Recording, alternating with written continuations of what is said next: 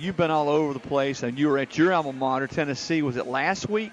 Just give me, Rinky, your feel for the program in year two under Jeremy Pruitt, and just sort of your takeaway as you spent some time there in Knoxville. Absolutely, man. First and foremost, I want to thank you guys for your time. It's an extreme honor to be on. But, man, when I was in Knoxville, it was special for me. I'm excited. I had a chance to catch up with Coach Fulmer. I had a chance to sit and catch up with Coach Pruitt. And just to be honest with you, one of the things we discussed very much in depth was just the ability to sustain and prepare in every single week the same way, regardless of who's our opponent, regardless of who we have coming in Neyland, establishing that culture of we're Tennessee and getting it back to the place that it's supposed to be, but that mental toughness and that physical toughness that we want to be known for. But Jeremy Pruitt is awesome. Inky, let me ask you this. This is Chris again. You've got the great fortune and blessed to go so many different places. I mean, you're all over the country. You speak to all sorts of organizations. A lot of kids on college campuses, whether it's Tennessee, Texas A&M, Alabama. What part of that do you enjoy the most? To be there and seeing these kids all from different backgrounds, different cultures. But what part of that do you really, really enjoy the most? Man, I love the fact that, I get to share insight with the guys about just life in general and the carryover from sports. But most importantly, I shared with a kid a couple of weeks ago. I was on a college campus. He was talking about, his goals, his aspirations. He was talking about the team, the upcoming season. And when I heard him talk, Chris, it put me in such a space to where when he said, man, what's your advice? I asked him the question, are you having fun? Right? Like, are you having fun with this experience? Are you having fun with the place that you're at in your life? Are you having fun that you're a collegiate athlete, right? And taking some of that pressure off. Yeah, you want to perform. Yeah, you want to do well. I get that part of it. But don't miss the boat on when you get 10 years, 20 years away from this game and you look back and say, man, I wish I would have took it all in and just experienced it and appreciated every aspect of it. Inky, it's Austin. When you look at this team, and I don't know how much you've paid attention to the guys out there, how much you pay attention closely to kind of get a good feel for everybody, but who do you kind of look at on this team and think, I like the way this guy maneuvers, the way he competes, the way he gets after it every day? Man, I really like Jawan Jennings, because of what happened, with his experience, his story. When I was there speaking to the guys, I mentioned him directly, as I was saying something in my presentation, I said it directly to him. I mentioned him by name because of his story and the experiences and the things that he's been through, and getting that shot and being back a part of the program. I think it means something different to him, and I think he has heart, he has courage, he has bravery. And so he's a guy that I kind of gravitate to. And a lot of the guys, man, a lot of the young guys that's here, I love Garrett Tono. I love a lot of the young guys. When you look at, what Jeremy Pruitt's bringing to this program, is there one thing in particular that really stands out above the others? Because, you spoke to Tennessee teams before, but is there one thing that he's brought to this program that maybe you didn't see in previous years? Absolutely. I would say it's not so much of that I didn't see it, but it's the fact that what he's speaking, it matches who he is. Right? When he speaks toughness, when he speaks the ability to sustain, the ability to prepare, that's Jeremy Pruitt, right? And he loves the game. And so when he's speaking about building a culture around that whole concept of every single week we're going to prepare as if the opponent is whoever, whether it's Florida, whether it's Alabama, whether it's Missouri, whoever we're playing, we're going to prepare the same way every single week.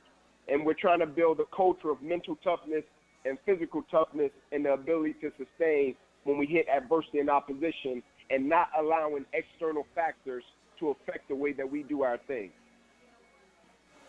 Hey, it's Chris again. You look at Tennessee, and Tennessee, when it's been at its best, has always been able to go into neighboring states and get great football players. They come into Atlanta and get you. They've gone into the Carolinas, down into Florida. They've gone up into the Northeast.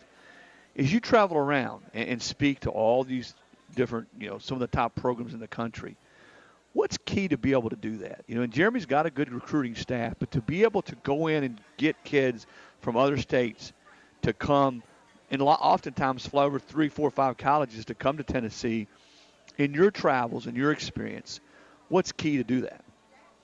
Absolutely, man. I think the landscape is changing in that, when you go to facilities, as you mentioned, Chris, like I've seen you at several facilities, and all of these facilities are amazing, right? You go down to Clemson, you go to Bama, you go to Tennessee, you go to A&M, you go to Florida. All of these facilities, Georgia, it's amazing, right? And I think one of the things is when you're going into the neighboring states, I think everybody kind of have their culture and what's important to them with their program. And so it's shifted to a place of knowing the kids, right, and knowing what's important to them, and if it's a good match, because everybody has the same facilities pretty much. Everybody's facilities are going to wow you. And so it's just that factor of, do your values and your principles match with our program's values and principles? And if it does, let's get on the boat and let's do our thing. All right, Inky, let's talk a little tough love right here. Obviously, Bryce Thompson's had a rough 24 hours. Yeah, if you're a corner, he's a corner. You were super competitive. Yeah. That's right. You were super competitive. He is super competitive. If you could sit down and talk with him right now, what would your advice be to him? I would talk more so about the solution, because more times than not, when these young guys make mistakes, we know the mistake has been made. We know what led to the mistake being made. And making them understand that a decision or a choice that you made at a vulnerable time or state in your life, that's not going to define who you really are. Like I tell guys all the time, who you are as a person is far more important than who you are as a football player. And so every single day understanding that and not thinking that it's a dual mentality, not thinking that when I go into a place, this is a football player, Bryce Thompson, and then when I go in this place, this is the student at whatever the case may be, right? Focusing on the solution, correcting it, and getting to a point in the States where you apologize to your team, apologize to the people that helped you get in this position, apologize to your coaches, and go and correct it. Along those lines, and this is Chris again, I tell people all the time, I tell my kids, thank the good Lord that there was no Twitter or social media when I was in college, Oh, man. And I'm being completely transparent there. But what is your message to these kids now about, because let's face it, everybody's watching. There's camera phones everywhere. I don't know if it was, some coach told me in my travels, and I always think this and talk to my kids about it. Before you ever put anything out there on Twitter, ask yourself, is this something you would read to your grandmother or your mother first, before you put it out there? I just wonder, as you travel around and talk to these kids, and what's clearly a different age, social media age, and everything being out there immediately, what is your best advice to kids? Absolutely. Just being accountable, for your actions and being responsible. A lot of these young guys, they don't want the responsibility that comes with the position that they're in. Right? You take pro athletes, and they get to a point to where they want all the perks that come with it. Right? They want the money, right? They want the free things, but they're quick to say, I'm not anybody's role model. Don't follow me. Right? Well, the position comes with that. Right? You've been blessed to be in the position that you're in. And so you got to accept every aspect and every phase of it.